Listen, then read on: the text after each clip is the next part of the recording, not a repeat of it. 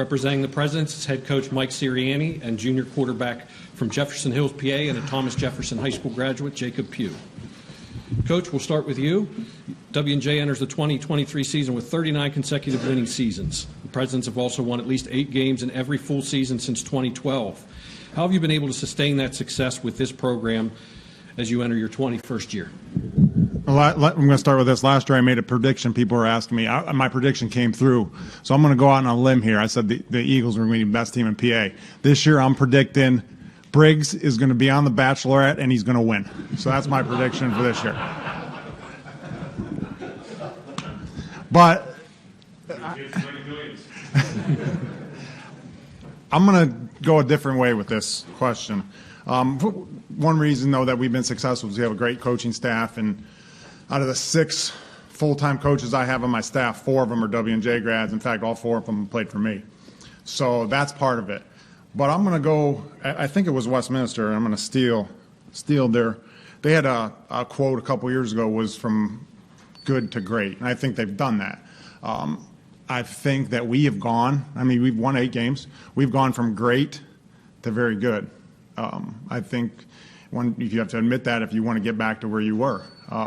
We haven't been great in the last, since 2018. That's our last NCAA appearance. We want to be great. And it's a challenge. It's a huge challenge in this league. This league is so strong with so many good teams and so many good coaches. And you got a Carnegie Mellon team who probably should be considered the biggest favorite ever in the voting here. With what they have coming back and what they did, and considering they probably should be ranked in the top 10, they should be considered the heaviest favorite that we've ever had in the voting here in the PAC. So it's going to be a challenge for us to get back to being great. But instead of saying, patting on ourselves on the back and saying, we've won 8 games for 10 straight years, we've been in the postseason, we want to be great again. And that's our challenge, and that's what we are focused on doing. Presidents won 9 games and capped the 2022 season with a 35-18 win over Hobart last season in the ECAC Asa Bushnell Bowl. What are your reflections on last season and what it meant to finish the season with the ECAC Bowl game win at home? Well, after we lost to Carnegie Mellon, we were, I would use the word devastated a little bit. Your dreams are gone. You're not going to go to the NCAA playoffs, and even though we felt we still had a little chance with our win over Carroll that we could get in as a Pool C, but we knew that probably wasn't going to happen. So we were devastated. So we honestly got together and with the team and with the coaches and said, we're going to, these last 3 regular season games and whatever happens with a bowl game are going to be the start of our 2023 season. We didn't play young players. We still played our seniors. It wasn't like we benched our seniors and started playing young players.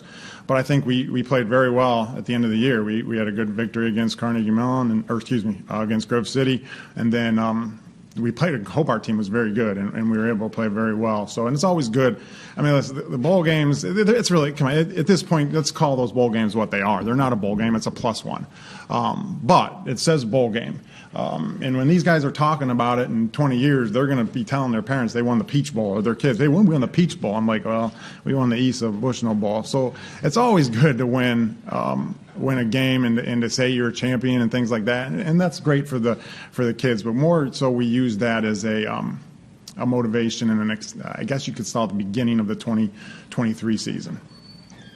You had several players emerge as major contributors last year, including Jacob Pugh, who's with you today. Assess the job that Jake did last year and what growth you've seen out of him once he took over as the full-time starter. This is not, our other starter, Colton Jones, was a good quarterback, but we might have made a mistake and not went with Jake at the beginning of the season. We went with the more, and Colton played great in the John Carroll game, but we knew what we had in Jake, and we probably should have played him earlier in the year. And in fact, I think Coach Spence, our receivers coach, who's been me with forever, really wanted to push for Jake, and I kind of overrid that. So I'm sorry about that. But his growth during the year, everyone talks about leadership skills. I'm going to talk about that in a second too with him. But in terms of the way we ran our offense, we were different. What we were doing at the end of the year was different than what we were doing at the beginning of the year. We became an RPR team, run, pass, run. And kiddingly, again, how everyone's like, oh, you copied the Eagles. I'm like, hell no, they copied us. But that's kind of the style that we became.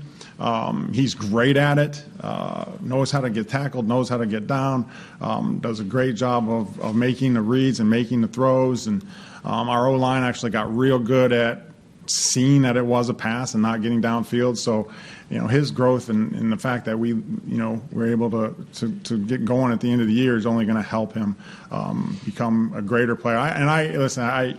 Sometimes coaches overestimate, and sometimes they do the Lou Holtz thing where they're like, we're not very good, and then they end up winning a national championship. Man, I think Jake Pugh could be the best player at W&J since Chris Babarad. I think that he's got that, and that bypasses a guy named Bobby Swallow, who Gino knows, Andrew knows, okay, because Andrew's kind of like the Ben Roethlisberger. Andrew was the second best quarterback in the PAC for 3 straight years. He's probably the second best quarterback ever, okay. So where's my Grove City guy? He was good, okay, but he could be Bobby. I really do. He's different, but he's got so much potential, and he's got a great football mind that I think the world of him, and I really think he could be a special player. Shifting to the other side of the ball, defensively, Dawson Dietz put together a breakout season, earned D3Football.com All-American honors. What makes Dawson a special player on the defense? He's just so disruptive. I mean, he get in the backfield. He obviously had a ton of tackles for loss, a ton of sacks, but he splits double teams. He gets in the backfield. He's so quick, wrestler. I don't agree with your comments, Scott. When Mark and Bob, congratulations, but they were in here and I still don't understand wrestling from the point of broadcasting it. But Dawson is just wrestler, so quick, and having him there. And then again, this wasn't asked, but we have our 2-star linebackers, so I thought were terrific last year. One of them decided right before spring ball at Tannerville Patty, who I brought here last year, to come back for his 5th year, who was the MVP of our bowl game, and then Justin Johns, who was a first-team all-conference. So right down the middle. Then we actually moved Aaron Carruthers, one of our starting corners as a freshman, to safety, and we have Zakai Simmons as another safety, and we have a couple transfers at safety. So right down the middle of our defense, starting with Dawson, we feel really good about what we've done. And as Gino has pointed out, W&J is now probably should be considered a defensive team. Vince has done such a great job with our defense, and we expect to be really good. And obviously Dawson leads the way. Looking overall at your program, it had the opportunity to travel to Italy in late May. Tell us about that opportunity and the experience the players gained from that trip. You played great in that game, didn't you? Played great. Yeah, I didn't let him play. He went. I didn't let him play. I talked to Andrew about this, and I'm going to encourage any coach that can do this to go. It is such a great experience, and I said this after we went in 16 or 17, and I'll say this again. Besides the 2012 season when we won a championship when our best player was killed during the season, and besides that experience, those 2 weeks that I spent with my team in Italy got to rank in that top 3 of my college coaching experience. It was unbelievable. I mean, just the experience that we had. He showed me even better leadership skills. I'm not sure I should tell a story, but I'm going to anyway.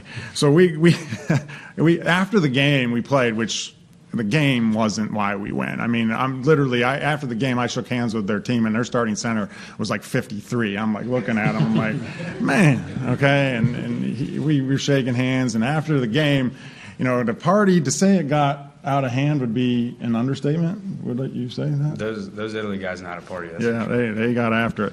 But after the game, I kind of pulled him aside, and I'm like, Jake, man, make sure everyone stays together, okay? What was some party thing? It was like the championship soccer game there. I'm like, make sure everyone stays together. Don't get – he's like, all right, I got you, Coach. So I heard a story the next morning, and one of our players got a little bit out of hand, and Jake kind of cut him off. And I'm like, well, what'd you do? He's like, well, I started feeding them Long Island iced teas. I'm like, what? Those are like the strongest. What are you, crazy? He's like, Coach, don't worry. He's like, they were Armored Palmers. So, I mean, that was great leadership, man. Okay, it was a terrific trip. It was more. I mean, the football game. We didn't. I don't know what the other teams do. Would you even call that a practice with what we did beforehand? I mean, we didn't even hardly practice. We went there for the experience. The experience of the kids to see another culture, the food, which was unbelievable, the wine, which was, and a lot of that was drank. But it was just a great experience and a great bonding. Does that mean we're going to win any more games this year because of the bonding experience? Our players, I don't know. but just the experience that they had was terrific. And I would encourage anyone that has to do that and to use Coach Barnes at American Worldwide Football. He's just terrific with that and does such a great job. Terrific experience. I could go on and on about it. Awesome. Thanks, Coach. And now we have a few questions for Jake, starting with who do you credit your bartending skills to? I'm kidding. First question for you. The team finished with 9 wins last season. What have you and your teammates been focused on this offseason, and what does this year's team need to do to build upon the success you had last fall? Well, I just want to start with saying thanks to Coach Sirianni for bringing me here, and thanks to everybody here for having me. It's been a really great experience to see everyone get to talk and just kind of meet with some players and some coaches from the conference, because it's such a competitive conference, and like everyone's saying, it's such a great place to be at for football. But building off of last year, I think our biggest thing has been the weight room. And Coach Garda, Max Garda, he came in. He was a former player. He was a fifth-year senior my freshman year, and he came back and he devoted so much time to the weight room as a strength and conditioning coach. First time Coach Sirianni's ever had that, and I think that was so huge for us.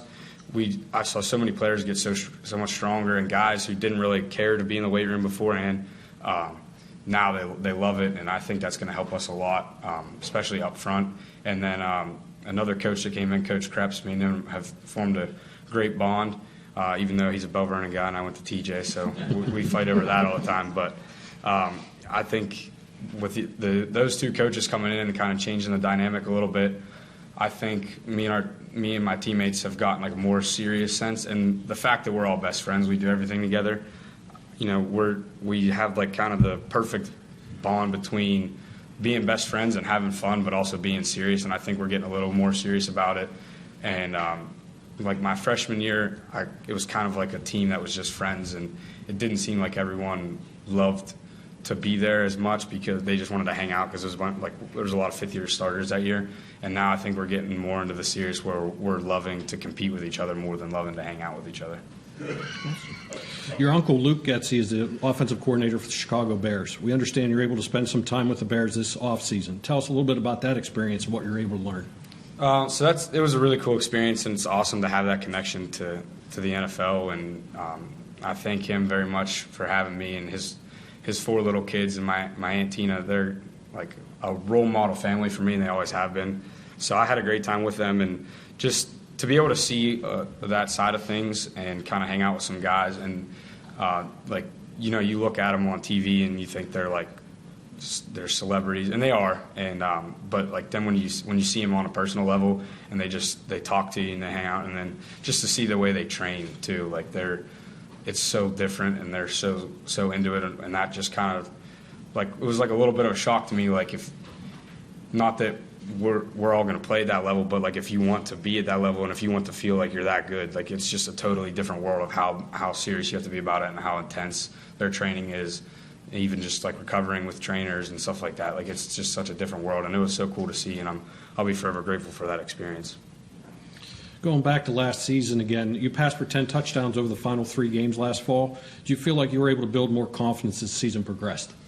Absolutely. I think that the end of the year was great going into this season. As Coach said earlier, we kind of changed how we played a little bit, and it was different than the start of the year. And I'm really excited for this season to build off of what we did there. And I think that a lot of guys coming back with me, we bring back almost the whole offense. So I'm pretty excited to keep playing with my guys, and I think that we have a lot of good talent around me that makes my job easy. As long as I can get the ball to those guys, they do all the rest, and the line takes care of me as well. So I couldn't be able to do anything without those guys for sure. So staying on that same topic with returning guys, you have John Peduzzi and Anthony Rosati returning at wide receiver. How have you been able to build relationships with those guys, and what are your expectations for a talented group of skilled position players this season? To answer your question directly with building a relationship, I just got back within a week. I went down to Hilton Head where John Peduzzi lives. I went down and hung out with him for a week. We got to play some golf down there. It was really hot, but it was a pretty cool experience. And just stuff like that, just being together with each other, and then in the off season working out. Anthony Rosati, he's probably one of the smallest guys in the conference, but he's one of the toughest people I've ever met my whole life, and he's a really great player, and I'm excited to build off of him, because he's a player that I didn't get to spend much time with after the beginning of last season not really being the starter. And I've been with JP, like we work all the time, but Anthony was a kid that I never really got to work with as much, and just the bond that we built in Italy, and then in spring ball, like the connection that we got, I'm really excited to put that on display and show the talent of those guys. And then there's so many more guys that are coming in. Jake McCloskey, he was a freshman receiver last year. We're really excited about him and what he can do because he has so much talent. And he kind of was behind a few guys last year, and now I think he's ready to explode this year and take over for us as well. So we have a lot of talented guys. And then obviously up front, I couldn't be anything without the linemen. So those guys don't always get the credit that they deserve. As Coach DeMarco was saying earlier, the line is where football starts. And without them, I wouldn't be anything. So thank you to those guys, and hopefully they protect me and I don't get hit too much this year. Awesome. Thank you, Jake. And thanks again to Coach Sirianni. Presidents start the season with a road game here in Latrobe at St. Vincent on September 2nd.